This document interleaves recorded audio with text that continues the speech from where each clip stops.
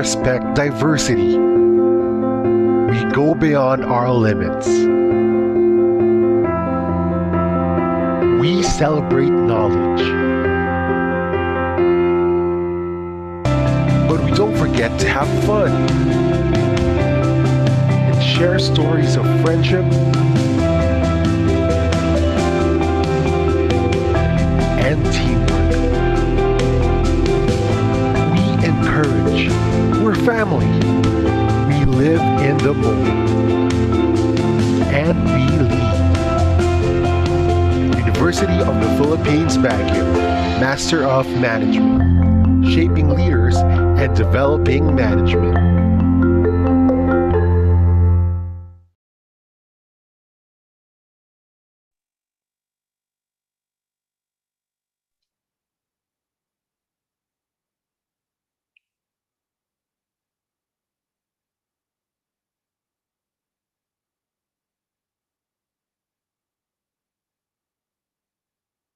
Hello, good afternoon. So we are going to start with a prayer to be led by Dennis.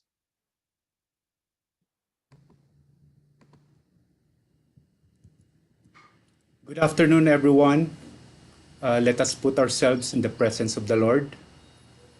Heavenly Father, we lift our hands to you in praise. Thank you for loving us. Thank you for walking with us. And thank you for caring about the smallest details of our lives. Our prayer today is for your will be done on this webinar event. Take what we have prepared and multiply our efforts as only you can. Steer our intentions to align with your righteous will and remind us of your faithful provision when our efforts fail or fall short. May all glory go up to you as we climb successfully over benchmarks, and especially when we reach the finish line. Blanket us with your peace today, Father God. Keep us all physically safe and guard our hearts and minds from the pride and selfishness.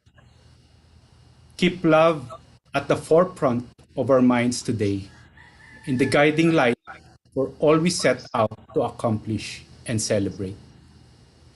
Lastly, Father God, bless everyone who are with us here on this platform, most especially our speaker, who will be selflessly sharing her expertise, time, and effort to be of service to all in this pandemic. All this we ask in Jesus' name. Amen.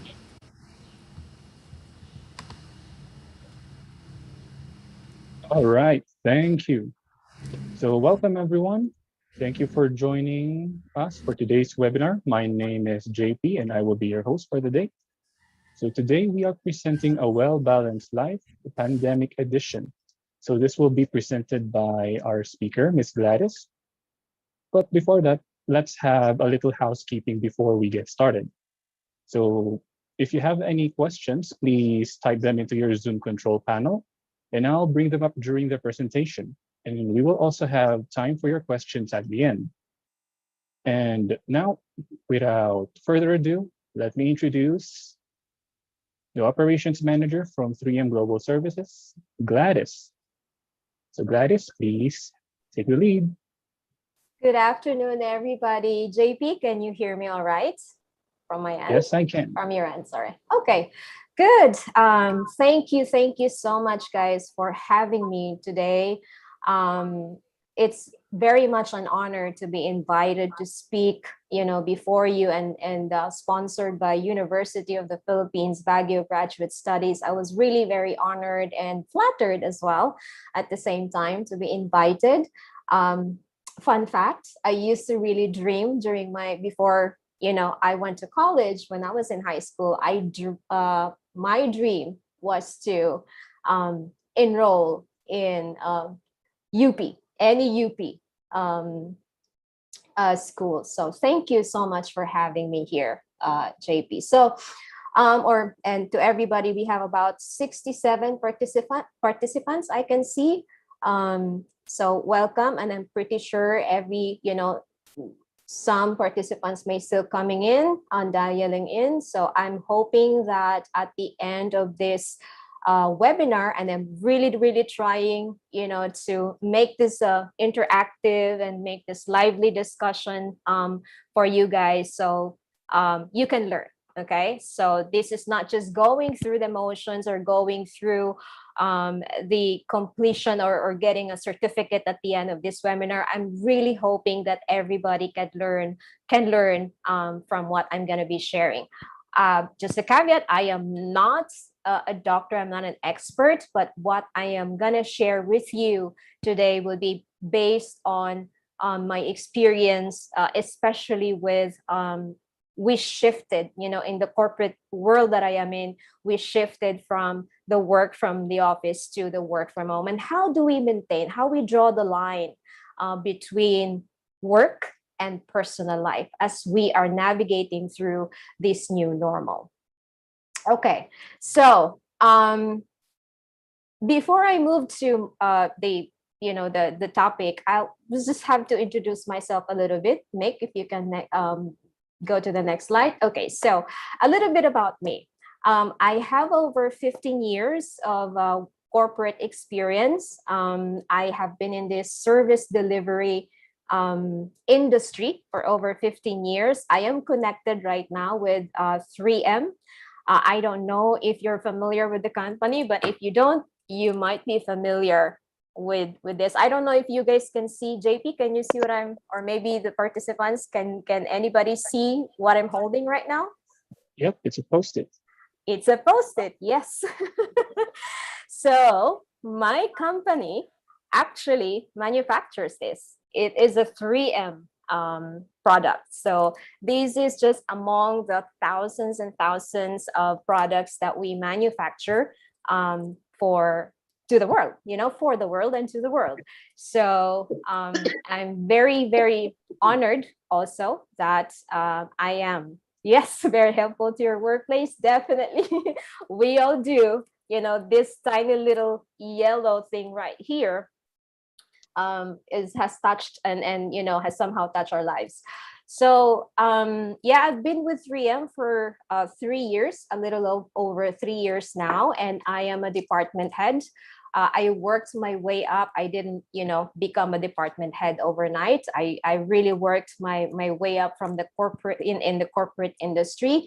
I started my career as a customer service representative. Commonly, you would see or you would hear it as a call center agent. And I'm very proud that, that I started my career as a customer service representative, literally taking calls, and taking calls from customers. And I used to manage, I used to be connected in a credit card account before when I started my career, and it really honed me. And from there, I worked my way up. So I've been with banking, IT distribution, and manufacturing. And the current span of control that I have are sales and marketing, digital marketing, customer service, technical support, logistics, and supply chain. If you guys, and shameless plug, we are looking for talents right now. We're expanding specifically my department. If you guys are interested, let me know. We have a lot of job openings for you. I would say that the highlight of my 15 years of career was my foreign assignment in Bulgaria. And that really honed me to become more culturally aware, and also it enhances the way that I manage my team. Because that ability to manage different cultures and to deal with different types of cultures from team members to stakeholders really allowed me to broaden my experience and broaden my perspective. And where I live and hometown, I'm a proud provinciana. I saw earlier that there's one who says he or she is from Urdaneta. So nothing. It's just really, I gravitate toward provinces because I'm a provinciana. And I'm living here in BGC for work proximity and have been here for about 10 years now. Activities and hobbies outside the office, I do a lot, and but I practice a lot of yoga, and I'll talk more about that and how this practice of yoga help me go through the process, of coping, improving my coping mechanism during the lockdown. Also, I love to go to the gym when I was able to, but now it's locked down, so they're back to closing their doors again. So I'm just constantly, or not constantly, like I try to do or practice yoga on a daily basis. It also is a part of my mental wellness routine. And when I can, I love to travel. I love to drive out of town, and I love watching documentaries when I'm just at home. A lot of Netflix, just probably like you, and for most of you, when especially last year when we had the first nationwide lockdown, I binged watch a lot of series that you can a lot of series, a lot of documentaries, and I like alien stories. I like history and crime and murder. That's I would say something that is unique about me. Well, one of that, talking about something unique about me, I love watching Formula One. I have already finished the 3 seasons. If you are a fan of speed and cars, go for it. I also sleep better with turbulence within flight, and that is, most people find it weird. And I cannot focus with music or any noise louder than the AC. For some reason, when I'm at work or I'm in my zone, I could not focus if I hear background noise or even just music. And lastly, I have a very low tolerance of the sun, and I don't know why, and I don't know if it's a medical condition, but when you put me under the sun within 5 minutes, I'm gonna be sunburned and I'm gonna have a massive heat stroke. So that's it about me. And I also, to also make this discussion and webinar fluid, I'll try to touch some of your comments and your questions. Feel free, guys. Feel free if you have some questions during the discussion. Feel free to write them on the chat box, and I'll try to ask either JP or I can just call it out and then ask your question. And yes, Beatrice, yes, we manufacture the most popular sought after 3M surgical mask, exclusively used in COVID-19 wards. They are called, those are respirators. It's under our personal safety division, under our safety and industrial business group, one of the biggest business groups that 3M has today, and really, really instrumental in fighting this pandemic. So I'm really proud to be associated with the brand. So yeah. Okay, so without further ado, I'm pretty sure I hope that you're looking forward to learn with me.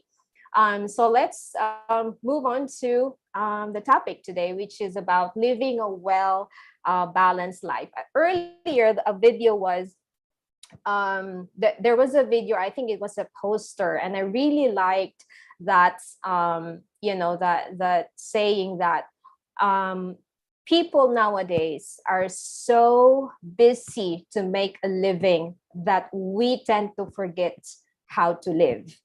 So it is a very common downfall nowadays with the rat race that we have right now, the push, especially if you are in the corporate world, you will feel this a lot. The constant push to deliver, the constant push to provide output of sometimes more than what you are capable to deliver, sometimes takes a toll on us. And now, as we shifted and navigate towards the new normal, having to navigate, from or shifting the mindsets and our setup, from working from the physical office to working from home, the boundaries are now blurred. There's not much clear boundaries between where does work start and end, and where does your personal life or work or home life begins and end. So I'm hoping that today I'll be sharing with you some of the, I would say, common challenges, okay, that I see and notice in the workplace, common challenges. And I also did my personal research, and based on my personal experience as well, I will share with you some tips, on how to overcome these challenges. Okay, so next slide, please. So challenges in working as millions of workers around the world, start the getting into the telecommuting, or telecommuting meaning, literally just working from home, for the first time due to that pandemic situation last year.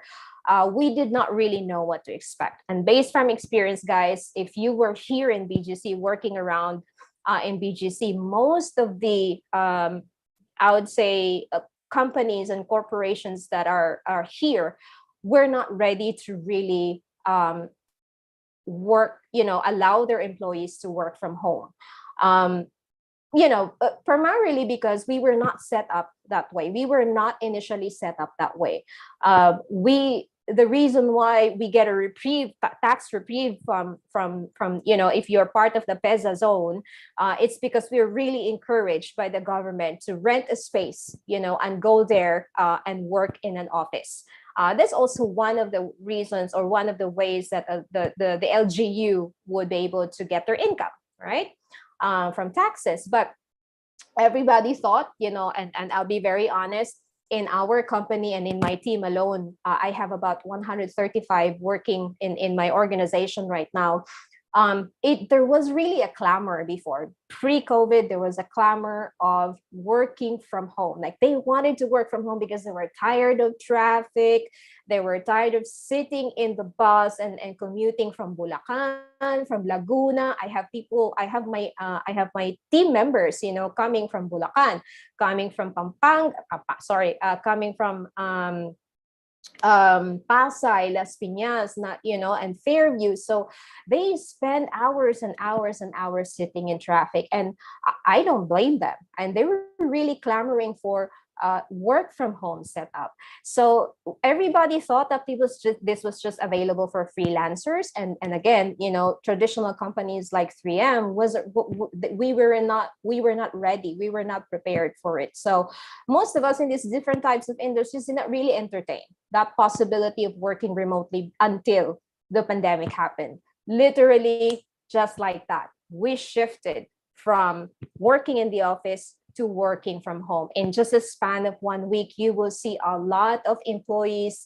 taking their desktops home, and companies clamoring to procure more laptops from HP, Lenovo, and all of other available suppliers to issue to their employees, because we for the business to run, we need employees, we need people to work, and buildings are not we're closed, so we gotta have to really be agile in adapting to that new normal. So for the first few months, I would say, and I'll be very honest, I welcomed it personally. Most of my team welcomed it with excitement, because it's a new normal, it's a new setup for them, and they're like, okay, we love to have more time. Now they can have more time with the family, they can skip the long lines in the terminals and going to and sitting in traffic in the bus, on the bus, sitting in traffic for hours and hours. So there were excitement, they were well received on the very first few months. However, it's really I would say funny and ironic, because the same people in my team that were clamoring for work from home are now singing a different song. They wanted to go back. They wanted to get out of the house. They wanted to go back to the office, and they missed the commute. They missed those little things that were annoying them and being, an inconvenience to them during the normal time. So if you move to the next slide, please. So challenges in working remotely, remote work or working remotely is really wonderful, I would say. But it's not without its challenges. You ask anyone in the maybe a corporate world, or managing a business, or even students and teachers, teaching online. It's not all about rainbows and unicorns. It's not all about, okay, I'll switch off my laptop now, I can attend to my kids or my husband and do house chores and whatnot. A report from the United Nations International Labor Organization found that while employees, are more productive when they when they work outside the conventional office, they're also more vulnerable to working longer hours, and more intense work pace, work home interference, and in some cases would create greater stress. And it's very true, because in my team alone, I see the huge spike in their productivity when we started working from home. However, napapansin ko, ang daming nagkakasakit. Ang daming, in the first few months, okay lang. They were adapting to it. They were happy about it. They were so, enthusiastic about it. And then 6 months down the road, 7 months down the road, until now, we're still 3M is still not back to, we're still phase 0. We were not yet allowed to go back to the office because of safety reasons. So all of us, 100% of us are working from home. And napapansin ko, ang daming nagkakasakit.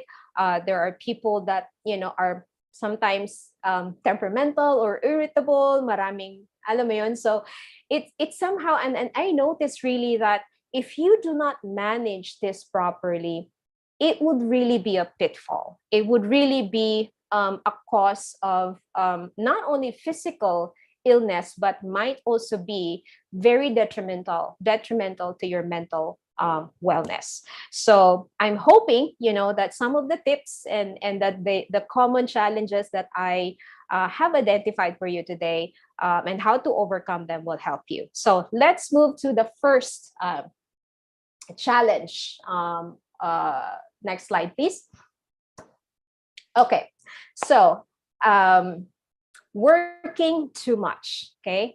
And I've mentioned this earlier. One of the biggest remote work challenges that anyone, that is working from home, whether, again, if you're a student, you're a teacher, a business owner, you're in corporate or any industry that you're a part of, if you bring your work at home, sometimes, working from home eventually becomes working at home.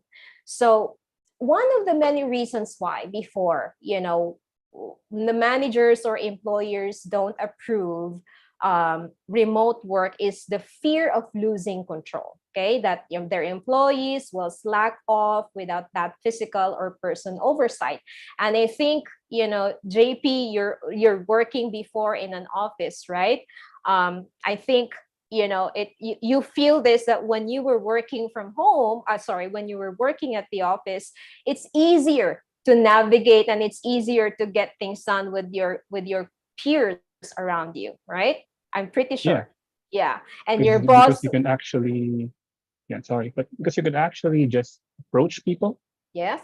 Which is quite different when you're working from home, where, you have to chat and wait for them to reply. And everything is virtual. Yeah, exactly. Mm-hmm. And for sure, for your boss or the people that you work with, it's also very difficult, for them right now to oversee and manage it remotely, because again, that constant fear that magsa-slack off yung employee na, alam mo yun, mawawala na ng bigla or natutulog kasi hindi mo nakikita no?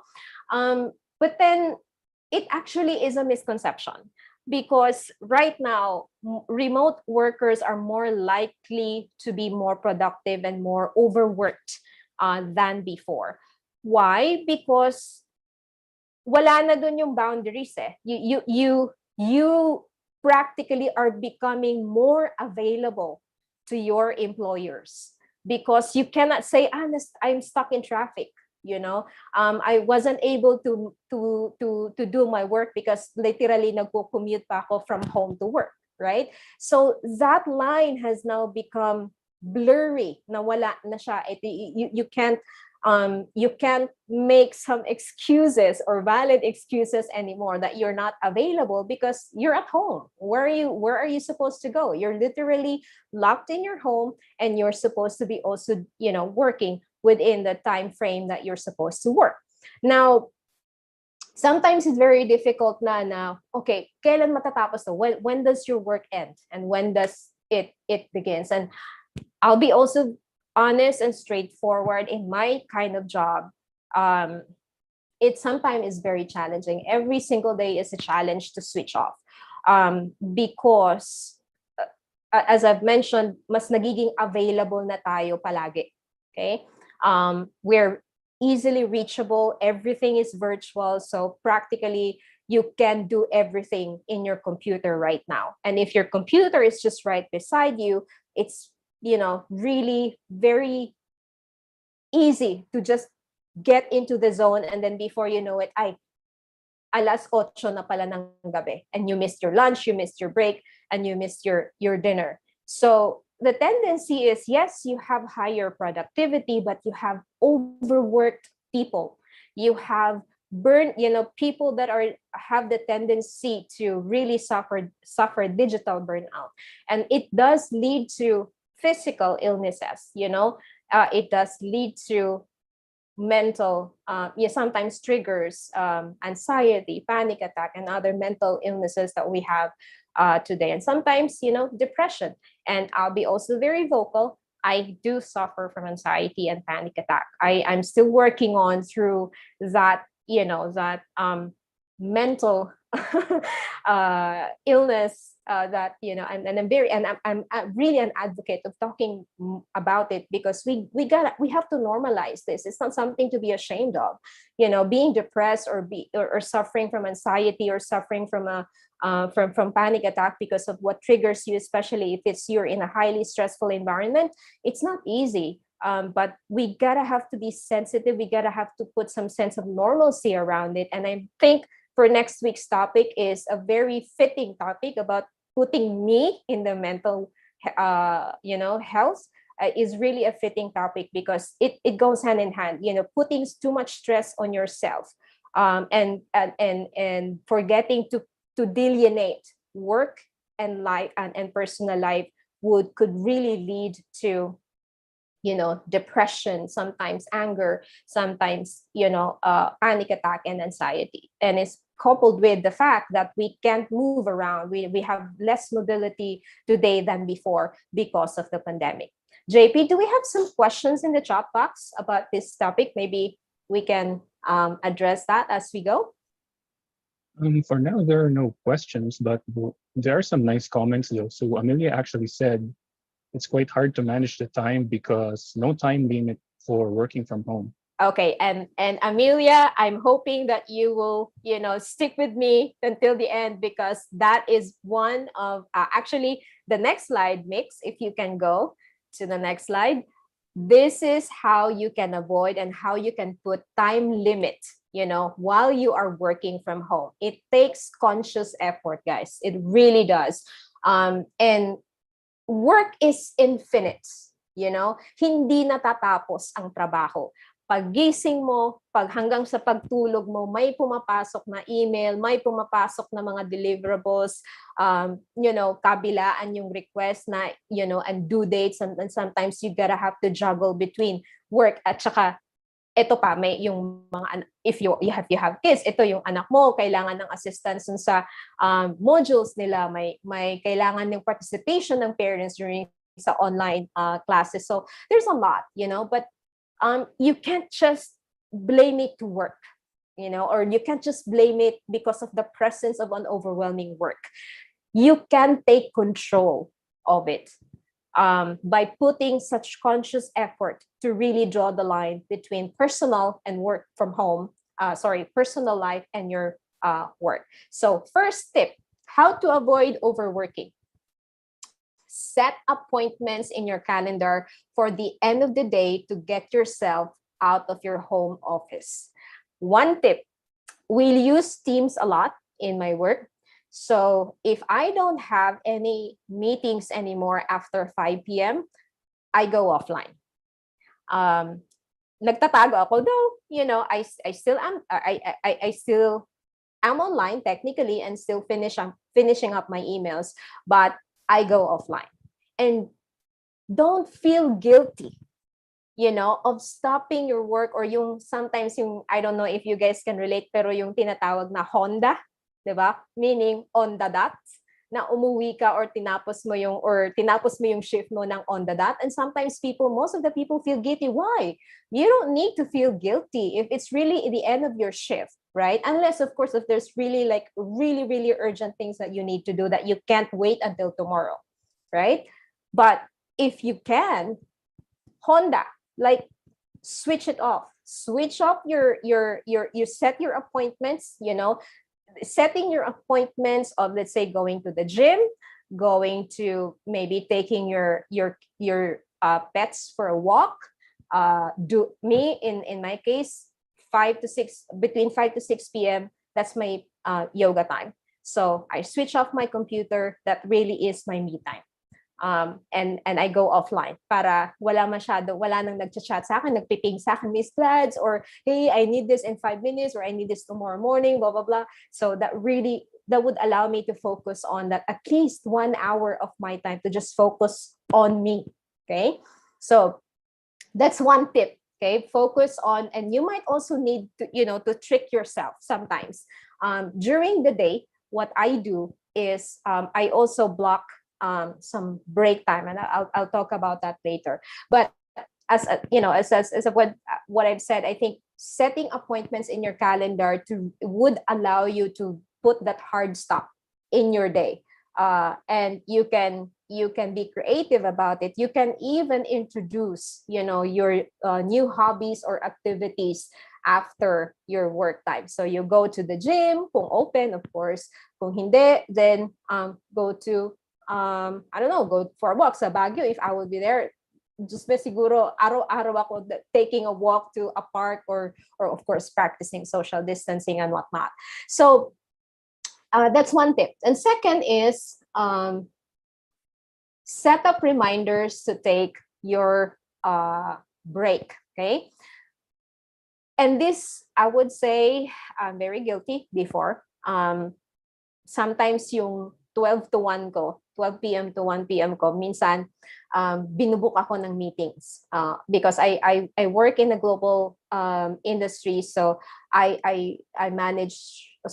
have stakeholders from different time zones. So minsan talagang kinukuha pa nila yung 12 to 1 ko, na literal kumakain ako dito sa harap ng PC habang nagtatrabaho, which is not healthy. And I'll be very candid about it. Until now, I still need to overcome it. My husband, bless his heart, he gives me, every time na may mga overlap yung meetings ko on my lunchtime, he gives me food dito sa desk, and I just eat here in the desk while working or while listening. But it's not really healthy. So if you can, block your break time so nobody can set appointment with you during your me time. Okay. And again, it's a conscious effort. Okay. Make a conscious effort to take your break. May it be 15 minutes of your day, 1 hour, or take 5 minutes. Kahit ano man yan, just take your break. And one of the technique that I have learned is the Pomodoro Technique. Okay. And I have really implemented this when I stumbled across this in the internet. sabi ko sa sarili ko, bakit ngayon ko lang ito na-discover? It really is very helpful. And hindi lang siya sa work helpful, guys. It's very also helpful when you're studying, and if you're doing some work, like if you're a freelance worker, or if you just want to be creative, okay, if you like painting, if you like to paint, if you like to sew, if you like to whatever. So this Pomodoro technique is very helpful. So what is a Pomodoro technique? Next slide, next, click one more. Mick, there you go. So this is really a simple method to balance focus with deliberate breaks and conscious effort. So Pomodoro, it was called Pomodoro for sure. Some of you are are familiar with this. Is because this was discovered by a certain Italian, and I just learned this from the internet. His name is Francesco Cirillo, or Cirillo. Maybe Francesco Cirillo, because he's Italian, and he was in college and he was struggling to study. So he kept getting distracted and losing focus. So he had a small tomato timer, a Pomodoro timer on his kitchen. So it has an interval of 5 minutes. So ang ginawa niya is he timed himself to focus on a task or a work within 25 minutes. Okay, so ang gagawin nyo lang is, at least also for me, what I do is I set my timer for 25 minutes and I focus on one task. I don't toggle, I don't multitask, especially if I have to complete a presentation deck or a report for my boss or for someone else, for my stakeholders. I close my Outlook, I go offline so no one can disturb me, and I can focus for the rest of the 25 minutes. Okay? And pag natapos mo yan, you reward yourself with a short break. Okay? With a 5-minute break. So you repeat that process until you finish one Pomodoro. 1 25-minute is called one Pomodoro or one tomato. So yung goal mo is maka-finish ng mas maraming Pomodoro in a day. So if you can, and it really, again, it's a conscious effort. Iwasan mo yung mga distractions. And what I do is, because I do toggle from one screen to another, and one of the biggest distractions I have is really yung maraming nagpiping sa akin, at saka yung email. So I close that application, I go offline just for me to really be in the zone and focus on the first 25 minutes. So if you want to know more about the Pomodoro technique, you can, it's very, searchable. You can search it in Google, and I'm for sure there are YouTube videos or tutorials about it. So I really encourage you, especially for those that are studying also, or yung mga tinatapos na mga dissertation papers, this would be very, very helpful for you. I wish really that I was able to discover this when I was studying law. When I was doing my bar exams review, nakapasa na sana ako. But I was so distracted the whole time, so I didn't make it. Okay, so next tip. Next, be clear with your team when you are leaving. So this would be applicable if you work in a team, with a team, or even with your group mates, diba? So again, it relates to putting a hard stop, okay, on what you're doing. Kapag ka talagang tapos na dapat yung, if your set schedule is only up until 5, then tell them I have a hard stop at 5. One of the common mistakes these days is yung nag-overtime yung nag-overtime yung meetings, diba? Ang meeting nagsiset lang na 1 hour, pero dahil madaldal yung presenter, naging 1 hour and 30 minutes. So, or minsan, dahil sabog-sabog yung agenda, naging 1 hour and 15 minutes. So, you gotta have to make that conscious effort. If you are the organizer of that meeting, respect people's time. Start on time, end on time. And for you to be able to do that, you have to be organized. You don't go into a meeting without an agenda, without a clear agenda, or else sayang yung oras nyo. Okay?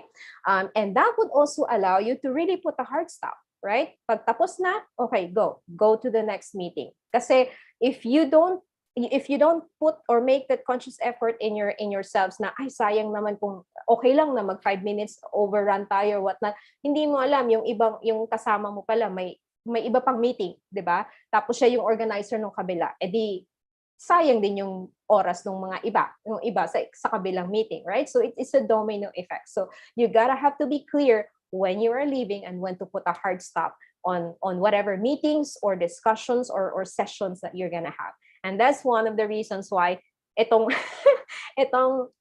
webinar na to, I have to make sure that I'll be able to finish within 1 hour and a half. Okay, next, create physical boundaries between you and your workspace. Okay, so minsan, when we work from home, we really do not invest on having a room or like, a specific space in our house na magiging office natin. Kasi most of us, sige, laptop na sa higaan, 'di ba, sa bed, tapos okay na sa atin yung nag-email while in the couch or on the bed or whatnot. For some people it may work, but for the majority, it really doesn't. It's good to create that boundary para matrain. We can train our brain, that once you step out from that territory, your workspace, you can train your brain to automatically switch off. Okay? That hindi ka na naka-work mode. So what I did, and I live in a 1-bedroom condominium, what I did before is, hindi siya applicable right now kasi we're in the process of moving. When I was living alone, my husband is not yet here. I put my desk, before I even got myself a desk, I was working in my kitchen table. And it was so uncomfortable. It was so parang hindi ko na alam yung boundary between pagkain, taking a meal and working. Kaya ang nangyayari, sinasabay ko siya, which is not healthy. So what I did is to really invest on a good desk, a good chair, if you have the finances to do so, invest in something. And it's so ideal if you have your own room in your house because you can control that boundary. So and you literally can put a boundary between your work and your personal life. So if you have a room, that's your office. Papasok ka lang dyan kapag oras ng trabaho. And pagtapos ng trabaho mo, huwag kang pumasok. Kasi kung papasok ka, ay mag-work mode na naman yung brain mo. And it will continue until before you know it, hindi ka na nakatulog kasi tinapos mo na yung trabaho mo na pwede namang ipagpabukas. Right? So if you can, and if you have the ability and you have the capacity to do so, or capability to do so, create physical boundary between you and your workspace. And next is, this I learned, one click Nick. This I learned, and this is very effective. And I'll be honest again, it was my husband who influenced me to do this. Turning off notifications on your phone and computer so you're not pulled back into work hours. Once I stop my working hours or my working time, I put my work phone in my drawer, in my office drawer, and I don't touch that as much as possible. I try not to touch that until the following day. I turn off my laptop, and number one rule namin mag-asawa is no gadgets sa tabi namin habang natutulog. So if you like to maximize your rest time and your switching off time, especially if you like to work with your phone, okay, try this tip. I know it's gonna be hard for some kasi yung iba pampatulog yung TikTok, pampatulog yung Instagram, pampatulog yung Facebook, but trust me, it's not really healthy. If that is the last thing that you see, and the last thing that you see before you sleep, and the first thing that you see in the morning, it's gonna really affect your perspective and your mental health. Okay, eventually. So try to again also turn it off. Switch it off, and do not, unless it's a matter of life and death. Do not if you're off work, if you're off the clock, then do not check your phones. Also, one tip, if you are on vacation, okay, please don't check your emails. Try to maximize. Kaya ka nga nagbakasyon di ba? Kaya ka nagpaalam sa boss mo, boss, pwede ako magbakasyon ng 3 days. Pupunta akong Baguio, punta akong Boracay, punta akong Palawan. It's for you to unplug, okay? For you to refresh your brain and your mind, So if you keep on looking and checking your emails dahil ayaw mong matabunan ka ng emails pagbalik mo, and wala, it's gonna be futile, okay? Wala rin, parang na-stress ka lang din during your vacation. Parang dinala mo lang yung trabaho mo sa bakasyon, okay? So if you're on vacation, turn off your work phone, and just probably for emergency purposes, kung talagang, if you're in that field, in that kind of field na hindi maiiwasan, then, you gotta have to make a conscious effort when to pick up a call and when to not pick up a call. JP, do we have some questions on these slides? Actually, there's no question, but there is a great app that Sheena has actually shared. So she uses a Pomodoro app called Forest. So it also has a deep focus mode where the Forest will not allow you to open any apps other than the Forest. So the social media sites such as Facebook, IG, or ML, they cannot distract you within 25 minutes. And she said, you also earn coins. So you could also use the coins to plant real trees. So this is actually nice. Wow, that's really nice. And thank you for sharing that. So I will have to check that out, the Forest app. Okay, good. All right, the second challenge would be work prioritization. Ito, very guilty tayo dito, okay? If you are working from home, managing your own work is hard enough, and there's that constant temptation. Nandyan yung fridge mo, okay? Nandyan si Netflix, nandyan yung mobile phone mo, nandyan si TikTok, nandyan si FB. So, ang dami. And then there's your kids, there's your noisy dogs, or even tiktilaok ng manok. And there's that Lazada driver that is, trying to deliver some of your online orders. So it's it really is very challenging, to prioritize work, especially if you want to be on in the zone.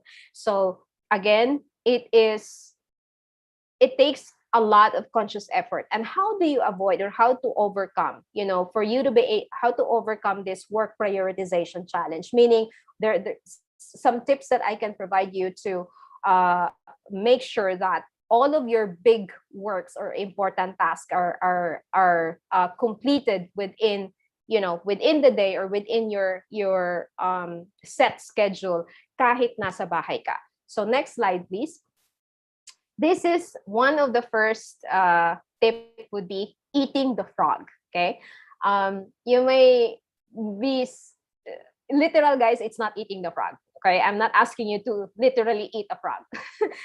It's a figurative speech by Mark Twain that he once said that if the first thing you do each morning is to eat a live frog, you can go through the day with the satisfaction of knowing that that is probably the worst thing that is going to happen to you all day long. What it means is, if you take priority on the biggest and your most important task for the day, and you're able to finish that, it's going to be a really productive day for you. So if you tackle and you finish if you tackle your most important task, uunahin mo siya pagka when you start your day, unahin mo yung pinakamahirap, unahin mo yung pinaka-importante, and you focus on what should be your priority for that day. You have your to-do list and you rank it by priority, and you focus on the big important ones.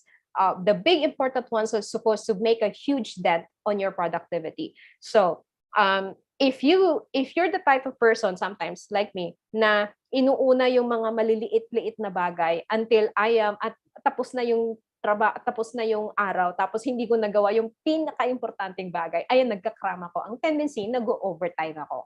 Okay? So focus on the most important one, or on the most difficult task. And second is limit the number of tasks that you plan to do each day.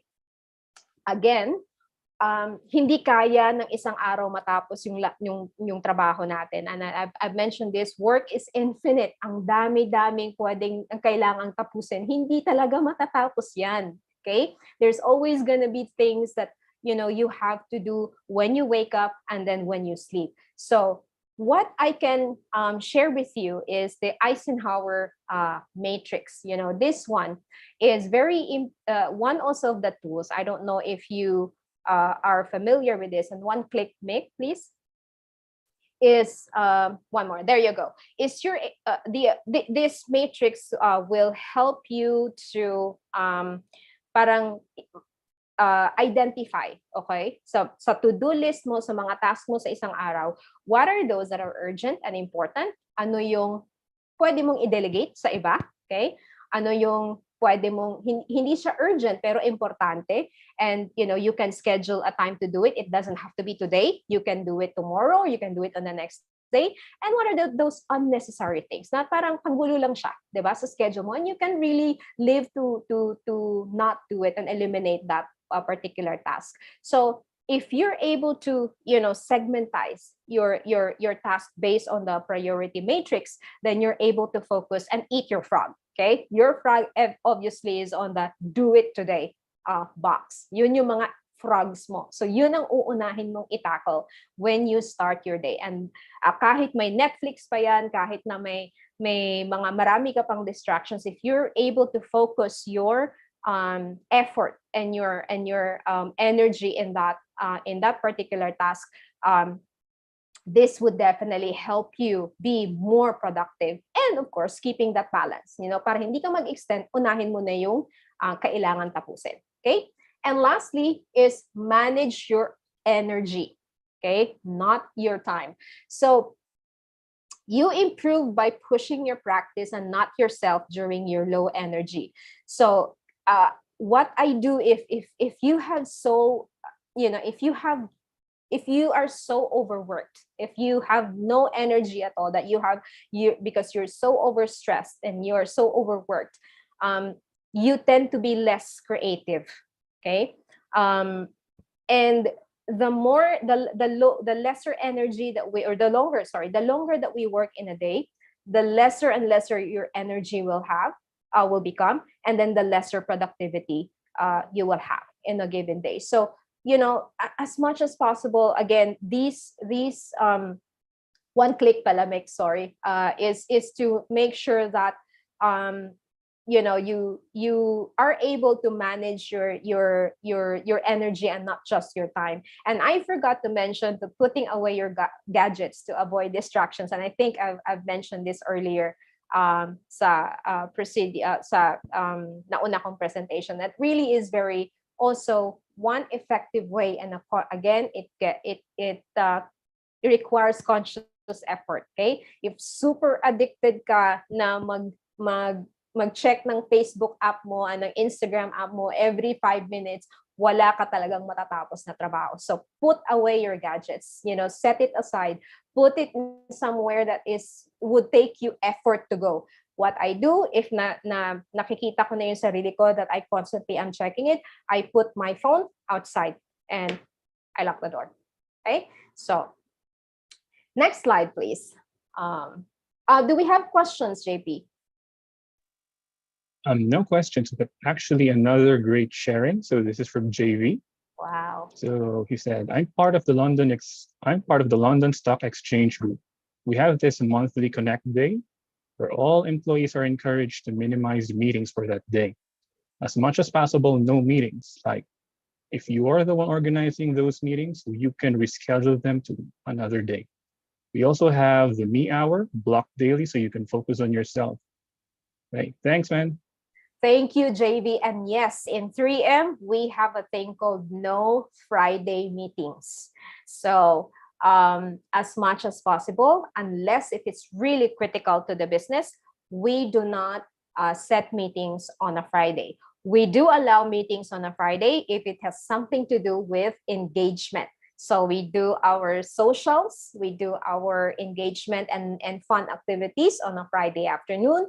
But if it's a business meeting, as much as possible, we discourage it. Okay, so I block, and I personally is very serious about it, and I do not allow my team members and me. I do not set meetings to my team, with during Friday afternoons, because that would allow you to be your me time, okay, to catch up on emails for the week.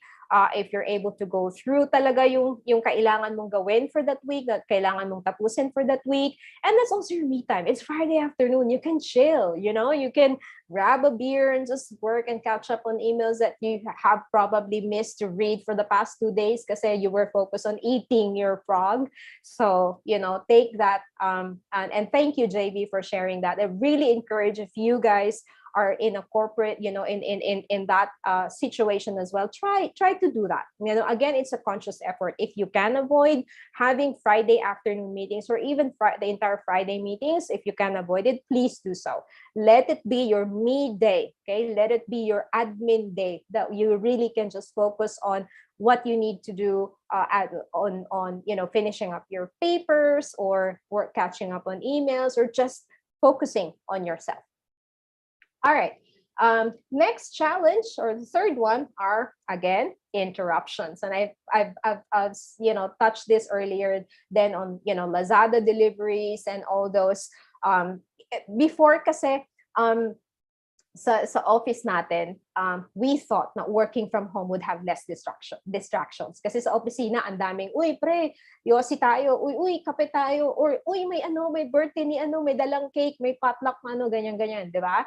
So, we thought na when we shifted from work from home, mawawala yun. But we are so wrong, because we have actually more distractions than ever. We have if you are a family and living in a big household, and I experienced this through my team members.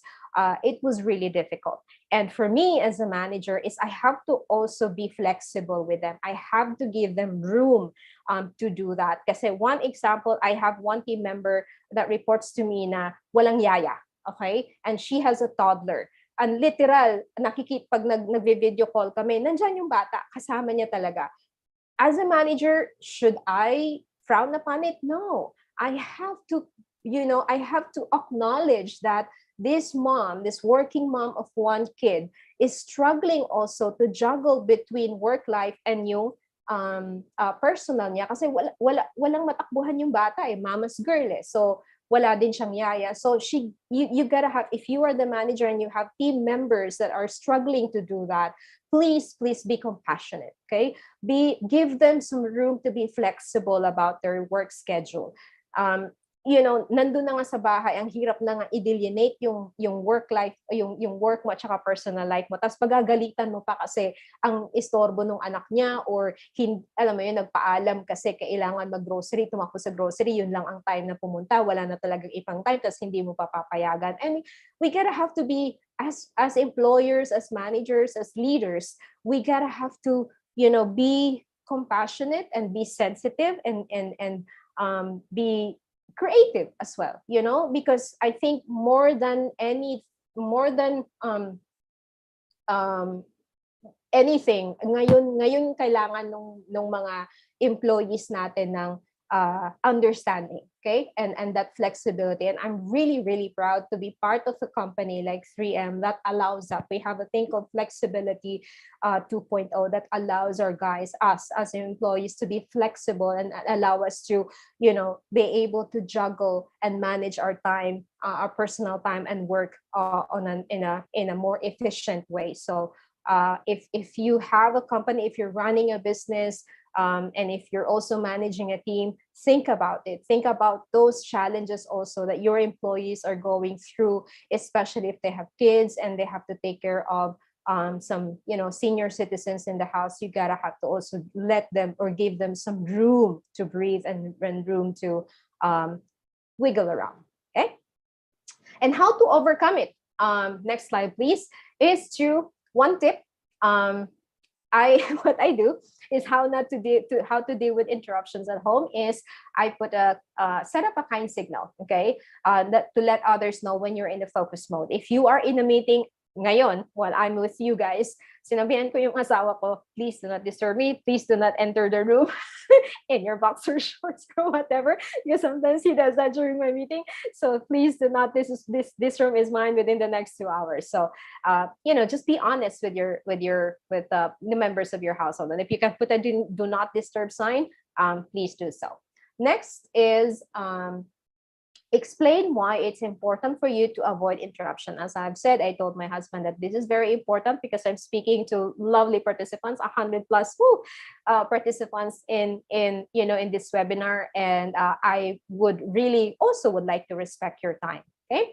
And next is to train if you have kids that constantly are bugging you or disturbing you, or even your husband who's just husband or wife, husband or wife, just like trying to, honey, nasan ba yung nasan yung isang sapatos ko, hindi ko makita, nasan yung panyo ko, or whatnot, di ba? Like, we tend to be, and if we have that, we tend to be overwhelmed. Nandito ka na nga, na yung naka-focus mode ka na, tas na-distract ka pa, so wala na. It really would impact your productivity and your concentration. So train your kids, train the members of your household to respect your space, your working space, okay? And keep them busy. If you have kids, you can give them maybe some iPad time. If you have that, of course, you gotta have to control it as well and make it healthy in a healthy environment, and occupy themselves so they won't disturb you. And next is keep consistent work hours. And sinabi ko na rin yun kanina, you have to make sure when to do your hard stop. And if all else fails, escape. Okay? Kung talagang overwhelming sa bahay, go out. Okay? Go to a coffee shop. Of course, practice social distancing and precautions during COVID time. But you can escape, you can go to a coffee shop and just be yourself. I have one team member na maraming bata sa kanila kasi may mga 3 pamangkin ata, may 3 siyang pamangkin that living with them. So naiingayan siya kasi syempre those are kids, so naiingayan siya. So what he does is he takes his laptop and he goes to the nearest coffee house in their village, and that's where he could at least get more focus. Okay, so if everything doesn't work, have your escape. All right, do we have any questions so far? No questions so far, but I actually have one. Okay. Yeah. So, how do we deal with the heat now? Because that's being one of the most common issues because it's summer. Yes. Okay. There's really no, I would say, scientific answer to that. If you have the finances, and I'll be honest, my AC is always running when I am here in my office and working. I also have a separate fan that fans my work laptop because it tends to overheat when I'm working. But if it's too much, if walang aircon sa bahay, naka-electric fan lang, and find a workplace kung hindi ka naman nagko-calls, okay? Ako kasi I cannot go to a coffee shop because I'm constantly every 1 hour, 2 hours or so, lagi ako nasa conference calls. But if your work is just purely emails or transactional and you don't really talk to people over the phone or video conferencing, go to a coffee shop. Libre ang aircon doon, okay? And again, if it's open, okay, and you have to practice social distancing.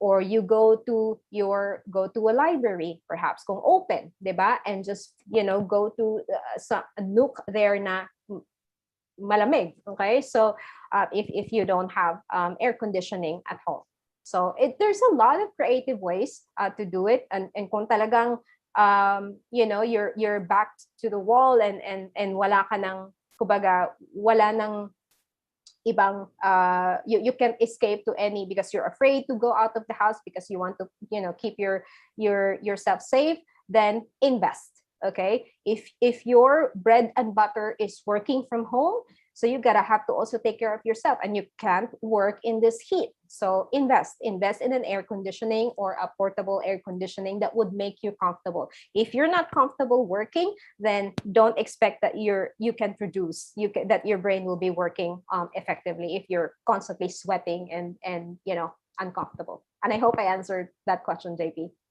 Yep, you did. Thank you. All right, so next slide, please. The fourth one is social isolation. One of the also earliest that during the not earliest, during the early times no lockdown last year, guys, I suffered this social isolation in the first 2 months, March, April, May, June. It was really, really very difficult for me kasi I live in a very busy street. So literal, I don't know if you're familiar with Uptown Mall, but I live right across it. And I know how busy it is on the normal times. And then when the lockdown happened, as in literal, it became a ghost town. And I felt so overwhelmed. I was living alone. I haven't met my husband yet that time. I was living alone and I couldn't go out. My family is not here. I'm living alone here in Manila. My family is back in the province. I have some friends, yes, but we can't see each other because lockdown nga. I really felt isolated. I really felt alone, and that was when my mental health was really impacted. And I was hoping, and I was constantly crying, and I was hoping na sana matapos na para makabalik na kami sa office, because my office was my space. It was my space to interact, with people. We humans are social animals. We need interaction. Kahit na sabihin mo pang introvert, pero introvert ka or ayaw mo ng maraming tao, but you need social interaction. That's how we are. We're social animals, and sometimes it can get really lonely. So how do we overcome this? Next slide would be one tip is how to avoid the social isolation doom. Include social breaks in your schedule. And kaya nagkaroon kami ng Newman session with some of my guys in team members. Okay, so sa work talagang kahit sa boss ko with my co-managers, we made a conscious effort na every Friday meron kaming Newman. So those are social e-socials namin kasi it allows me, again, kahit na virtual lang yan, it's something I have to interact, you have to interact with people. So at least, diba, merong I don't feel alone, I don't feel parang mag-isa lang ako, and then nandiyan na pagka ganun kasi yung mga moments, diba, we feel that it's the end of the world na. So I wanted to also, make sure, again, conscious effort to connect with your loved ones, connect with your ex, maybe connect with some of your friends na hindi mo na nakausap ng matagal, diba? So do that. Another is try working at co-working spaces or coffee shops. And why I've told you this, and co-working space is also good. It's naging uso na siya these days, and I've seen a lot of ads and posts on Facebook recently about co-working space or co-spacing. So if you feel at least, diba, na parang mag-isa ka, ayaw mo mag-isa. Okay, you go to that co-working space if you have it, or just get your friends together if you're in the same industry, and then have you guys be in a coffee shop. Again, practice social distancing, or just be in a coffee shop or somewhere where you can see people. Right, you don't have to talk to them if they're strangers, but at least you see people like you also that are walking around or ordering coffee, or just be with that energy, with some energy of other people. It takes it really would allow you to also be rejuvenated if you just absorb the energy of other people. Last is be more intentional about joining local groups or organizations. So I did this during the lockdown. I joined a yoga forum group, and this is when I told you on the first part of my presentation that it really helped me overcome my anxiety. That yoga forum group really allowed me to learn some tips, on how to be more mindful and how to maximize the practice of yoga to help calm me down, to help me manage my anxiety. And the lockdown and this pandemic is very brutal for people that are suffering with mental illness. And trust me, it's always a constant struggle.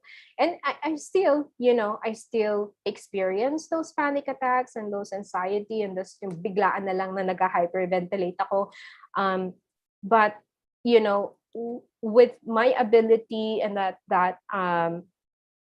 ability to channel that negative energy to something that I do constantly, like a yoga practice or sometimes meditation, it allows me to manage it, easier. And it's a constant struggle, again. But if you have a local group, if you have a support group, if you have, join a forum, join kayo ng mga activities, maybe an online activities, right? May it be a online Scrabble tournament that you can do with other people, just something that will allow you to interact with people, especially for people that are living alone. I really encourage you guys, be out there, put yourself out there.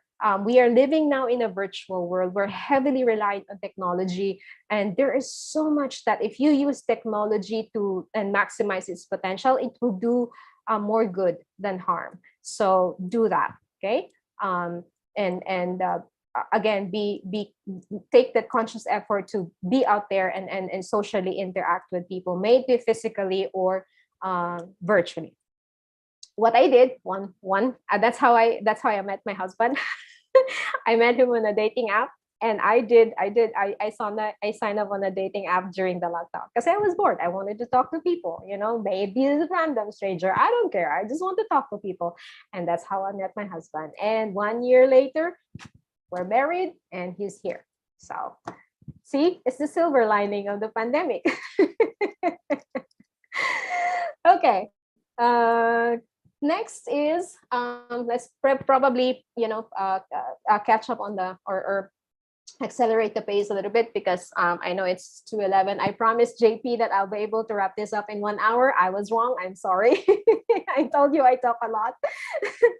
All right, another remote work challenge, and this is very common: technology hiccups. Okay, nothing makes a remote worker shake in fear as much as an internet or power outage. Okay, when your computer breaks, both are your problems to solve, and especially now sa work from home namin, very very common yung nagbabag down yung laptop, nawawala ng internet. And it's really part of those things, is that as a manager you have to constantly train your people to do business continuity plan. Okay, always have a backup plan. If your bread and butter is your work, okay, and you're working from home, invest on a good internet bandwidth, invest on a good location where you can really focus on work and be more productive. Kasi kung palaging paulit, kung if you're you don't invest in these things, pag every time na nagda-down yung internet mo, wala kang magagawang trabaho. So nagpa-pile up lang siya na nagpa-pile up hanggang sa next day and next day and next day. So hanggang sa hindi ka na makaahon. Okay, so if I were you, if you're a working professional, if you have the means, if you have the capacity, invest on a backup technology, gadget, or internet that would allow you to really be more productive and continue your work, so you can put a hard stop on your day. Okay, next is yes, very common. One of the biggest remote work challenge is the work in your pajamas trap. We are so comfortable in working from home that we forget how to dress up. Okay, every day. And I admit, guys, I work sometimes in my PJs, or sometimes in my workout clothes. I work in my workout clothes for me to because after 5 o'clock. I practice yoga. So at least it somehow, conditions my mind na after work, hard stop ko na talaga is 5 o'clock kasi mag-yoga na ako. So it allows me to again have that conscious effort to really switch off my work mode para I can take care of myself at least for 1 hour on the mat. Now, the challenge, if you keep on doing this, if you fall in the work in your PJ trap, is, yeah, sure, it was comfortable. Finally, diba, for ladies, You don't have to wear all those tight-fitting clothes and whatnot because you're in your zone, di ba? Nasa bahay ka lang, nakapambahay ka, lalo na mainit ngayon, so butas-butas yung t-shirt mo, right? Or kung ano yung itinulog mo kahapon, yun din yung sinuot mo ngayon. The thing is, if you're working in your sleeping clothes, your brain, you're kind of like hardwiring your brain that it's that your PJs, that you are in a mode where you're sleeping. Okay, or you are about to sleep. So it's kind of difficult for your brain to like delineate kung nasa work mode ka talaga or nasa relax mode ka. Okay? So sometimes, 'di ba, talagang tatamarin ka because if you feel that you're on your pambahay and relax na clothes ka, and your brain is on the relax mode. So ang tendency is aantukin ka, so hindi mo matatapos yung trabaho mo, or you're not really as effective and productive. So how will you avoid that? How to avoid the dress code doom? And this is one tip that I personally use. One, first is pick out some clothes to work from home. Pick out some clothes to work from home in before starting your day. So I keep if I know that it's going to be a video on day, I make sure that I dress up like this. I could have chosen to just be on my pambahay, but of course I don't want to. Like, I want to make sure that I also look presentable. If you feel good, if you look good, you feel good, and if you feel good, you get more productive and you get more inspired to do work. And again, if you're inspired to do work, you have the ability to finish everything within your schedule, tackle your day, eat your frog, and then switch off and do your me time. Okay, and have a dress yourself day. I do this all the time. We miss this, for those that are now spending more and more time working from home, is nakakalimutan na natin. We tend to forget to take care of ourselves because we don't go out anymore, we don't put on makeup anymore, so we don't dress up anymore. So we tend to, okay lang yan, kahit hindi ako makapagkilay, okay lang yan, wala naman, di naman din ako lalabas. Wrong. You gotta also have to keep yourself, looking good kahit nasa bahay ka lang, kasi it again, it impacts your ability to feel good about yourself. If you're in your crappy clothes, you will feel crappy. Okay, matik yan. Your brain is hardwired na kung ano yung suot mo, that would actually something that you will also feel the entire day. So if you have a very busy day, the first thing you need to do, don't sit on your table and work. Go take a shower. And ito, malamang when we're working from home, minsan di na tayo naliligo, nakakalimutan natin. So try to, still continue that routine as if you are working, in your office. Okay, so if we are able to take the effort before to take a bath and put on a little bit of makeup and put on our clothes, then go ahead, dress yourself day.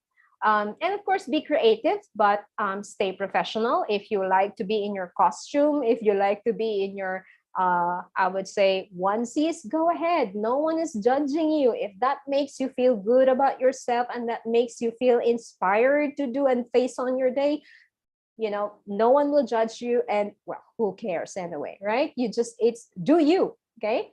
Just do you. And lastly is always have a coat or jacket within reach for those with surprise video conferencing, okay?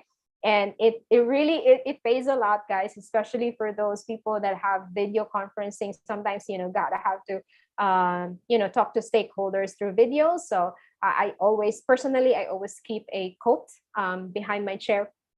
Not today, but I do, just to make sure if I'm interviewing applicants and whatnot, na kahit nakapambahay lang sa loob sometimes, or naka-workout clothes, if I put on a coat, it will still make me look professional. Okay, I don't know if we have questions, but we can move forward with the last, I think this would be the last word challenge, or common word challenge. Yes, bad health habits. Okay, knowledge work or yung mga desk work tends to be sedentary work. And I pretty much admit I sometimes work 12, 13 hours and sitting here, and it is killing my back. And no matter where your office is, whether it's at home or dun sa opisina, but especially if you're at home, it's easier to slip into bad habits. It's like your fridge is like, walking to your fridge is like sometimes your only workout for the day, right?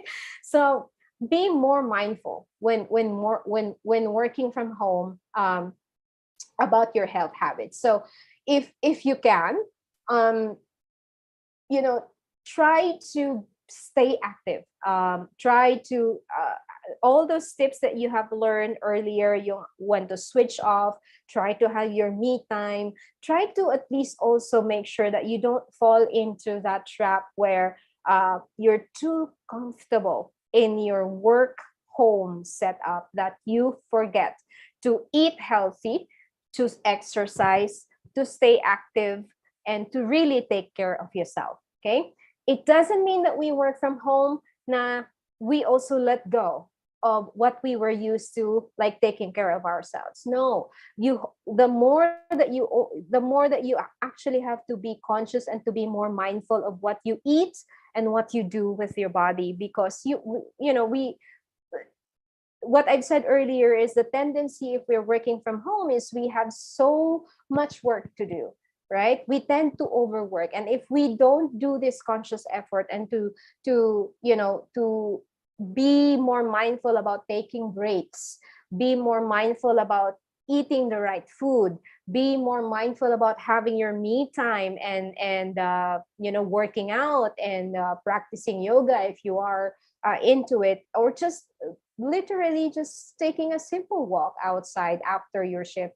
If you don't do that and you're constantly on in front of your computer, you will end up on what I've mentioned earlier when I opened this discussion, that we are so busy making a living that we forget how to live.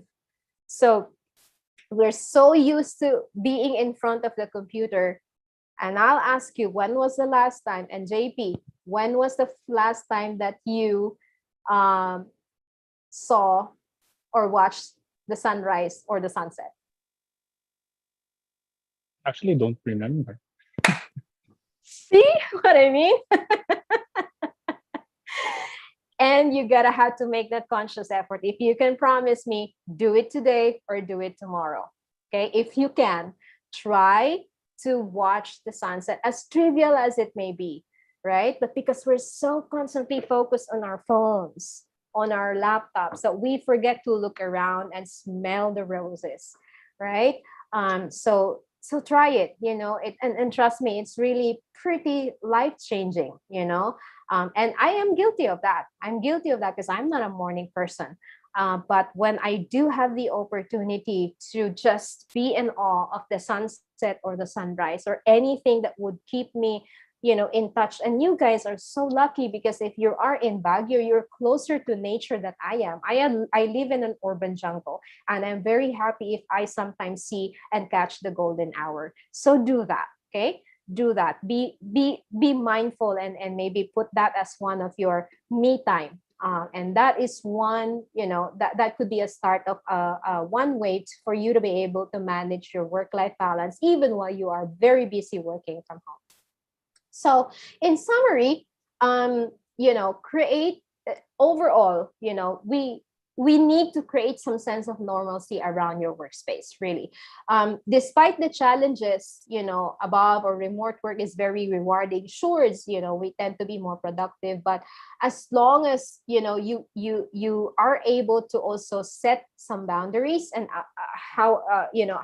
on top of creating some normalcy around your workspace by making sure that you have a working desk, you have a working chair, you have a working internet, and you have a working laptop, and making sure that you also feel like you're also, going into the office, you'll be able to really put that and delineate and put the boundary between when are you in the work mode and when you start your relax mode and in your personal time. And as I've said, set some boundaries, may it be physical boundaries or mental boundary, mental boundaries, it's up to you. And know when to switch off. Know when to switch off your brain from the work mode, from a work mode. Switch off your gadgets. Switch off your gadgets. Switch off your laptop. Switch off your brain. And it takes a lot of discipline. I would say I am not perfect. I am definitely not able to, follow all of the tips that I gave you, but I try. At least I try to do that, to myself. And stay active. Really stay active. Go to the gym, or if you can't go to the gym, just work out at home. I just I practice my yoga at home in my living room. So I bought some tiny dumbbells and some rollers and a mat. I really invested in those things because I want to make sure that hindi ko rin napapabayaan yung physical health ko, because it's really important. We only have one body. You cannot work, you cannot produce if your body is weak, or if you're physically not able to. So take care of your body, stay active. And lastly, take care of your mental health. Okay. Do not be afraid to ask help. Working in a work from home setup with household chores and other life responsibilities that we have could be really daunting, very, very challenging, and very overwhelming. And it takes a toll on our mental health. I think next week, as I've mentioned, is a good topic. If you guys can also join that session next week, that would definitely allow you to learn how to also take care of yourself, and how to take care of your mental health as we navigate our careers through this new normal. So despite, again, the challenges that I've mentioned above, overall, remote work or working from home is very rewarding, okay? As long as you know what you're getting into and you can handle those challenging situations. Now, if you persevere, if you're able to manage those, you enjoy flexibility, autonomy, and the chance to work in your best environment. And of course, higher productivity with, your ability to interact with your loved ones. You don't waste time go sitting in traffic anymore. You can spend those 2 hours normally playing with your kids, playing with your dogs, talking to your wife, hanging out with your husband, and perhaps also more time for a life outside of work as well. So that being said, that actually concludes my, I know I took a lot of time, and I think I was supposed to say 1 hour and a half, JP, but I think it was 2 hours, 2 hours and a half. So I can entertain questions now if we have questions from the chat group or anyone from the group. Okay, so thank you for that. So actually, I didn't want to stop you because I was so engaged with how you were presenting it. So everything you were saying was actually very nice, and they are very related. So we actually have a question now. It's from Jeremiah. So he's asking, I'm now at my thesis writing and master's, and I am currently working. Any tips on how to manage my time, especially if the class and work have the same type of schedule? That's a great question. Thank you for that. So if you're juggling between your between school and work, and working, you're a working student, first thing that you need to do is be honest with your boss. Okay, be honest with your direct manager. Tell them that on Saturdays or on Sundays or whatever schedule, I have this this schoolwork. Okay, in the first place, you have, when you get yourself into that situation, or before you get yourself into that situation, you better make sure that you're able to manage it. Okay, so you have to be honest, you have to be open with your teacher and with your employer. Tell them that there's some challenges between juggling your work and your school schedule, because it's they are conflicting. So work out a way where you can compensate. So one example is, I do have someone in my team that studies at night. Okay, he is working as a full-time CRM administrator, and then gets his certification at night. He studies online, and pursues his certification at night on his own time. Sometimes I catch him online like at 10 p.m. Okay, and then I'm kind of worried about the person because if we keep on tolerating that, baka ma-burn out naman siya. So I talked to the person and I asked him, what's keeping you up late at night? And then he told me, kasi boss, may nag-aaral kasi ako. And this is also in line with what he is doing right now, with his role. It's actually a certification. If he gets certified, it would be applicable in in the role that he is doing right now. So I told him, oh, sige, ganito. Let's meet in the middle. So what I did is I told the team leader na bawas-bawasan ng konti yung load niya, yung mga ina-assign namin ng mga additional tasks sa kanya until matapos niya yung certification niya. Okay? Kasi the tendency niya is buong-buo yung araw niya, okay? Tapos nag-overtime pa siya minsan dahil sa trabaho, and then extra na yung ginagawa niyang certification classes. So he was very honest with me na nahihirapan siya. That it takes him a while, it takes him time. So I gave him that leg room to, okay, for a while until you finish your certification, sige, tanggalin muna natin itong mga additional workload mo, i-assign natin sa iba. Okay? So maybe you can also do that. Just be honest, just be open to your manager and make sure that you're able to also compromise. It's just really a matter of compromising. Okay? The moment that you let each one cross paths, and then ang tendency kapag ginago mo sila ng sabay-sabay, mas magiging detrimental yun sa'yo kasi either of those talaga would be impacted. It's either mapapabayaan mo na yung trabaho mo or yung studies mo. So be open to both your teachers or your advisors, and work out something, meet halfway, maybe change your schedule, maybe take options on taking other schedules, maybe weekends, or sa work naman is try to also ask some reprieve na baka naman sir or yung boss nyo pwedeng bawas-bawasan yung mga dinadagdag na trabaho until such period of time na matapos mo yung thesis mo. Without, of course, jeopardizing or impacting your productivity. I hope I answered your question. Actually, there's also another person that gave an option. So he's anonymous. So he said, you could also ask for one day off from work to be a day when you will be on a student mode. Yes, absolutely. Yes, I highly encourage that too. And again, that would be, your ability to be open with your employer. If that applies to me, if one of my team members would tell me na boss, in fact, I think I remembered one na pinayagan kong mag-leave because nataon yung dissertation niya, yung defense niya was on that day. And that's the only day na available yung professor, yung panelists. So I had to let go. And yes, absolutely. If you take care of your people, they will take care of the job.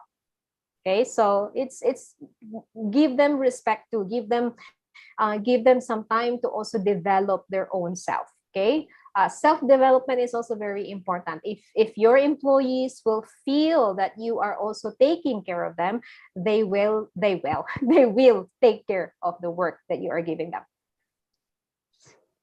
And I hope I answered that question.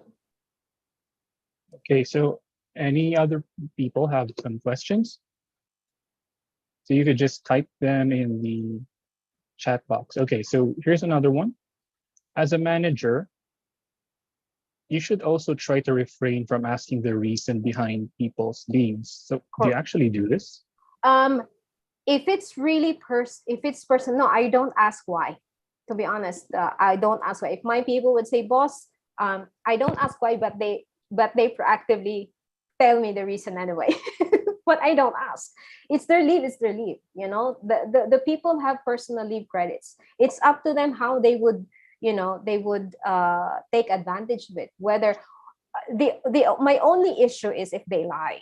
Okay, there's a difference. You don't need to tell me the reason why, but if you do tell me the reason why you're taking it, you better be also honest with it, diba? One example, boss, sick leave ako, masakit ulo ko eh. Okay, tapos biglang nag-post on that day, nasa mall. Diba? So that's a different story. I don't ask, as a manager, I don't ask if you would like to take a leave, whether you want to take it as a vacation or you want to go take, as a day off because you're finishing your thesis, or you have your whatever that you do on a personal on your personal work, personal time. I really don't care. It's your leave. You go ahead and take advantage of it. And I think us as leaders, if there are managers out here, listening, if you really, also one way of taking care of your people is letting them not feel guilty of taking their leaves. Kasi in the industry that we are in, minsan parang pahirapan kumuha ng leave, ng approval ng leave sa boss. Parang why? Why is that? It's not a good culture to really have. If it's really business critical, as a manager, you have to be open to your employees. If you are a business owner and you cannot really, take it's an all hands on deck situation, then let them understand why, so they can also manage, right? But it's their right. It's if they want to take a leave and personal time off. Kaya nga siya personal time off eh. So let them recharge, let them enjoy it because they need it. So let's strike a balance between taking care of the business and taking care of our people. Okay, so here's another question. So during the pandemic, working from home is just an option for some people, especially the frontliners. So how to control and balance the fear of getting infected with the virus when you're a breadwinner and a frontliner and you need to work on site to make a living? Wow, that's a very, a very tough question. I don't know if I would have the answer to that, to be honest, but I can give you my opinion about it. Okay. I also have a cousin that is a frontliner. My best friend is a nurse. My cousin is a nurse, very, very close to me. Both are very close to me. And they are the breadwinners of their respective families. And because they're frontliners, they can't just say no, right? They can't. And I'm very lucky that I have the ability to just be in my safety bubble and still earn money, while I'm working from home. But that isn't true for some, and especially for frontliners. And I really salute you guys. And to be honest, I don't know how you do it. However, there are things that you can do to manage that stress. Okay. I know there's a constant fear of you getting infected. What if, madala ko yung virus pag uwi ko sa bahay. And for sure, you as a frontliner and as a healthcare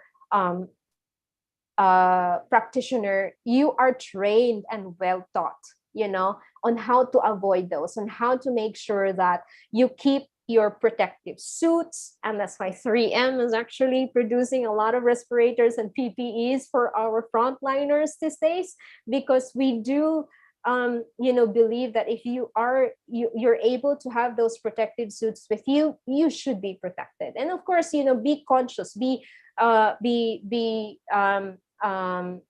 conscious to practice those safety precautions that you are trained to do.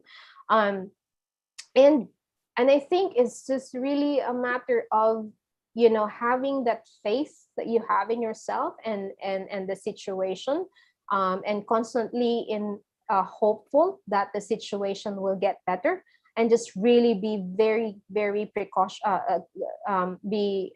cautious on what you do on a daily basis. The moment that you relax and the moment that you become, even us, kahit naka-work from home ako or kami, we are still vulnerable, kung hindi tayo mag-iingat, if we're not really taking full responsibility of being careful and be conscious now, we might be a carrier, then sabi nga nila, treat yourself as you are a carrier, right? Treat yourself as you have the virus. So make sure that when you go out, and especially if you're commuting, full gear ka talaga. And take care of yourself. If during your off, if you're a frontliner, the stress of what you have in the situation, I can only imagine, because I could not experience that with you. I can only imagine what our frontliners are going through these days, especially if they're assigned to a COVID ward.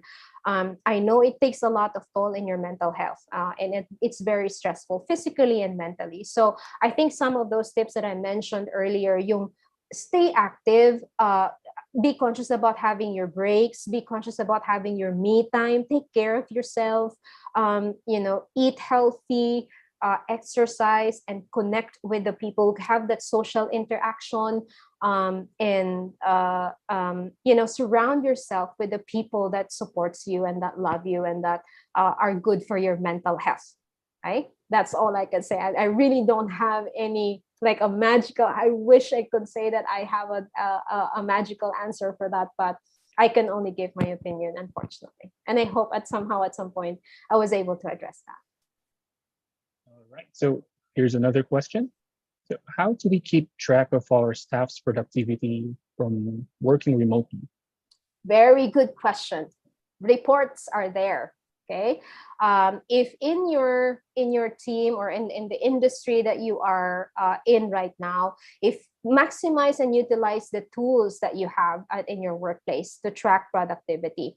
There could be reports, it could be productivity reports, it could be log in, log out, a CMS system probably that allows your people to allows you to have visibility on when your people are logged in and when your people are logged out. For some industry, okay, na medyo wala masyadong sophisticated tools to track productivity, actual productivity is based on trust, diba? Sometimes you just really have to base it on trust and based on output. Now, if you are project-based, okay, you can track productivity and you just really have to trust your people to do the job, okay? So if your type of industry that you are in is based on projects, then be open to your employees that, okay, I'm assigning you, for example, 5 projects and due date is this. Okay, let's say in the next 2 weeks. I don't care how you do it. I don't care when you log in or whatnot. Of course, if it's if you have that flexibility, okay, it's different if you really are have a CMS or you're required to be on that specific time schedule because of business criticality reasons. But if for project based and those that have a little bit of leg room in terms of flexibility and it's output based, then look at the output. Okay, you don't have to really hover around them to tell, andito ba to? Naka-online ba tong batang to? Bakit offline to ng 2 oras? Nasaan to? Di ba? So if you do that constantly, you may tend to be so hovering around your employees that they would tend to be so stressed na rin. Nasi-stress. Alam mo, wag mo nang dagdagan yung stress nila. Okay? Just trust the process. Trust them that they will do their job. Okay? And again, that was because yung reason nga most of the companies that shifted from the old normal to the new normal to work from home is the fear of losing control. But we gotta have to be trusting now with our people because it's not easy. If you put yourself in a situation that you have 5 kids, diba? And you have your work, and it's not easy for a mom to juggle those housework and while also focusing on the job. So again, as a managers, you have the responsibility to be open to your employee and give them that room of flexibility as long as they provide you the output that you expected them.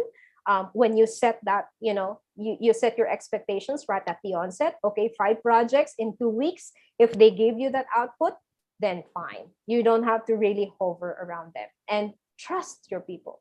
Trust your employees. Okay, learn how to trust them and take care of them too. Okay, just being able to make them feel that you're empathic with them, that you are that they, you know, alam na naiintindihan mo yung situation nila, trust me, babalik sa inyo yan ng tenfolds. I promise you that.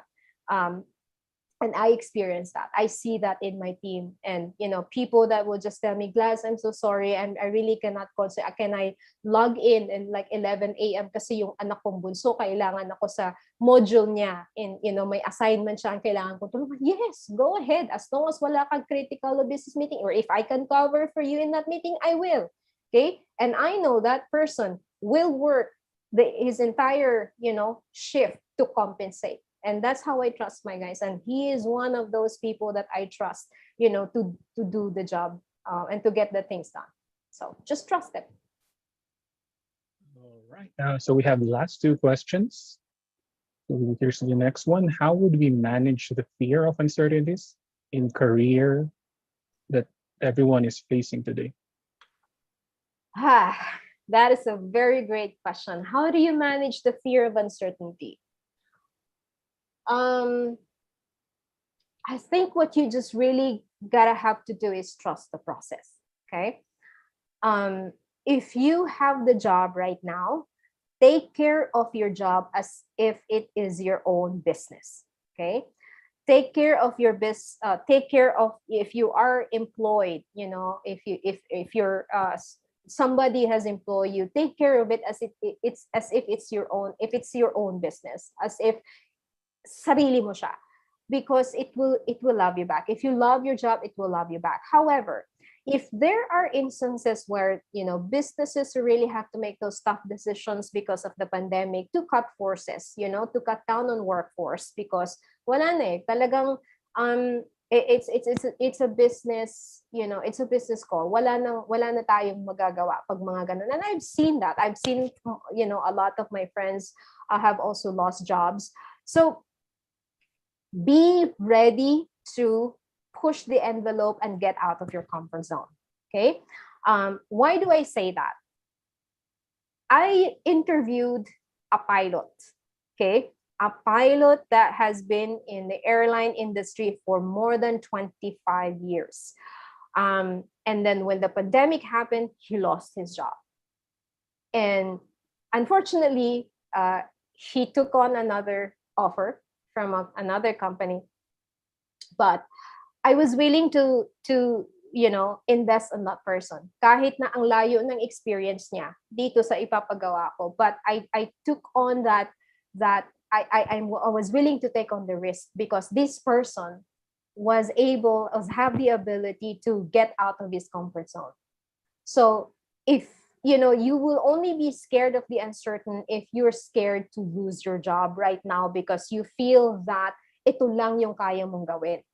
There are a lot of jobs out there that, you know, you can do, as long as you have the ability and the willingness to learn, you can do whatever you want. So, you know, don't be scared. Don't walk on eggshells that you baka bukas ma-redundate ako or whatnot. So no, just keep on doing what you do and what you do best, and be ready. Of course, you always have to have your backup plan. Make sure that you're putting some enough savings in your savings account to make sure that if those are uncalled situation will happen, you have a backup. And then be open to really get out of your comfort zone. If you're doing some secretarial job right now for like 15 years, be ready to also do another set of work that will allow you to learn more, you know, about what is out there. There's so much jobs out there, guys. Trust me. It's just really a matter of getting out of your comfort zone. If you've been doing that job for 15 years and you lost it, unfortunately, then find something else, you know, and be willing to do a new one. Be willing to learn a new one. And I hope I answered that. Okay, and let's go. Okay, so before we go to the last one, we will be sending a evaluation form, so to kindly fill that up. So that will be our basis for sending off our certificates. And now the final question is, do you have any mobile apps or websites that you could share to manage our productivity, especially when working from home? I'm not sure if I got that question to manager. I think the one that earlier that was about the Pomodoro Technique, I think the Forest app, I think is a good app that you guys can take advantage of to make sure that you're able to really focus on being productive. But you know what? Apps and mobile sites are there, but sometimes it takes you, sometimes nakakatempt na mag-add tab tapos mag-type ng Facebook and then ng Google mag-check ng Facebook mo. Just take it old school style, okay? If you really want to be productive, avoid distractions. And I think you can see that from my previous slides. Put away your gadgets, put away your mobile phones, your iPad, and focus on the first 25. Do the Pomodoro Technique if that would work for you. If not, then just really focus and avoid those unnecessary distractions that you have. If you constantly keep on looking at your gadgets, put it away in a desk, lock it. One time may isa akong team member sa team sa office na talagang napapansin namin na hindi niya natatapos yung trabaho madalas kasi laging may either nagte-text sa kanya, may tumatawag sa kanya na hindi naman importante, or he constantly checks on Facebook. So what I did is I encouraged the person to lock his mobile phone in his pedestal, and drastically nag-improve yung productivity niya kasi just plain and simple, just old school style, take away your distractions. No matter how it is, you'll be able to focus your mind and your time on what you're doing. Okay, so we have time for one more? Mm-hmm. Okay, so bear with me, it's quite a long one. So it's so nice to personally do this. Very ideal and helps a lot when done. It's so nice to have this as a guide and try our best as much as possible to prioritize our health, especially our mental health. However, the sad reality is that there are actually people who cannot do all of these things because the nature of their work or industry won't allow them.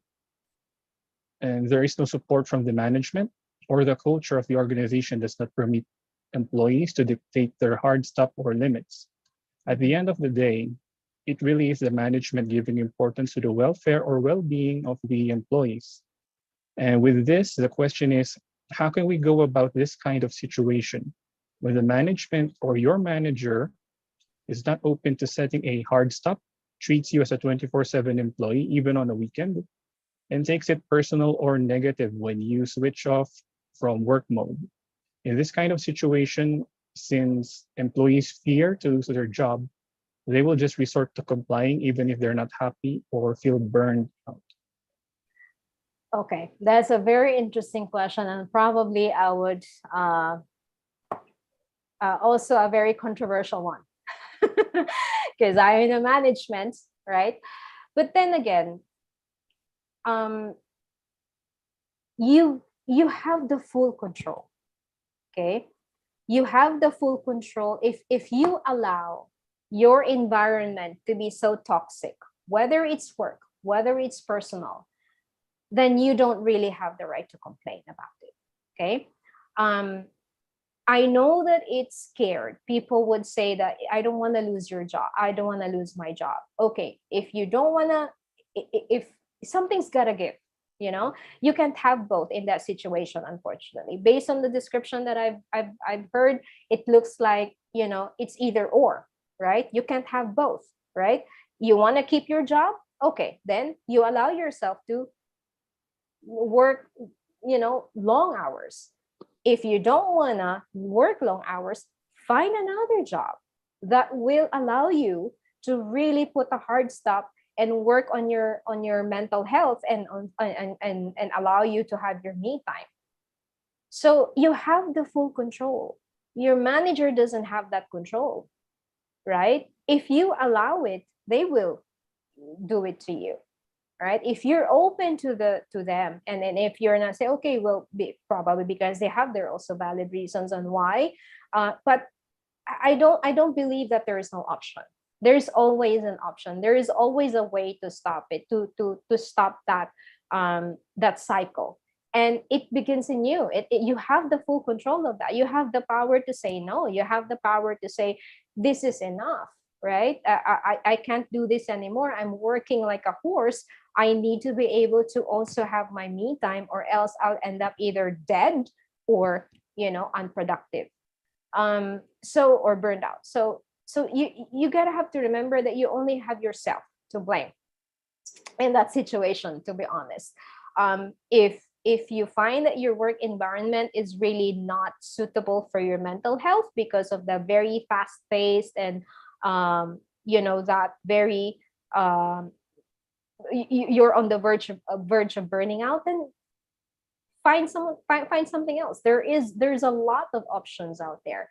If you cannot afford to lose it now, then you gotta have to also be ready for the consequences.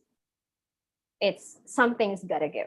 Unfortunately, I know that it's not probably the ideal answer that you want to hear, but it is what it is. It really is. Something's gotta give. If you can't have both, then choose one. It's either you will leave the job and find a job that would allow you to have a work-life balance, or you continue keeping the job and security, but you gotta have to work around making some boundaries and making sure that it will not drive you to the wall, to the verge that you will give up. If you get sick and probably not be able to work, then you will still eventually lose your job, and you'll not be able to work, and you will not be able to feed your family. So think about it. You have the full control.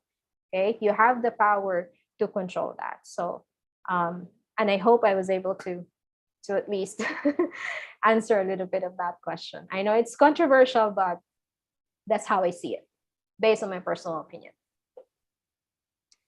All right, thank you for that. So with that will be the end of the questions.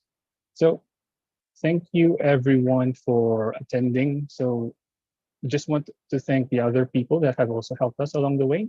So we also have Christine Chan, Jim F. Bernardo, Sedi Flores, Demi Milan, Harrison Fabros, Jerome Dumasain, Joanna Galvan, Michael Carino, Michelle Uy, Richard Estrellado, Rochelle Bermudez, Odel Fernandez, Romsil Gomea, Edgar Dennis Opulencia, Jose Kim Alvaro, Don Oliver Albin, our professor, Professor Castor, and also our director, Professor Diane, and most especially our guest for today, Gladys. So we would actually be presenting a certificate of appreciation. So this is template. We'll be sending it to you once we have the certificates. Our director is kind of busy right now, so we weren't able to have the signatures. So, but this is the certificate. So it's thank you for sharing your valuable information as a guest speaker on the topic, A Well-Balanced Life, the Pandemic Edition, in one of the virtual lifelong seminars in management with the theme Transitioning to the New and Next Normal, Challenges, Risks, and Opportunities, which was held today, May 22, 2021. And this is given also to this day. So Gladys, thank you for the time. For everyone that has attended, thank you. I saw from the registration, there were some frontliners, from nurses, people from different fields. So thank you for devoting and giving your time for us. And I hope that you were able to learn something. And also, we would just like to share the topic for the next week. So it's going to be about money. So if you guys are interested about money, I suggest you join it. So it's going to be held by another group. And so we have two speakers there.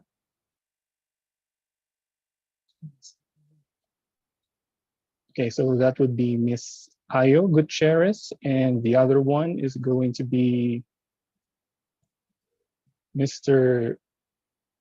Justin Labandelo.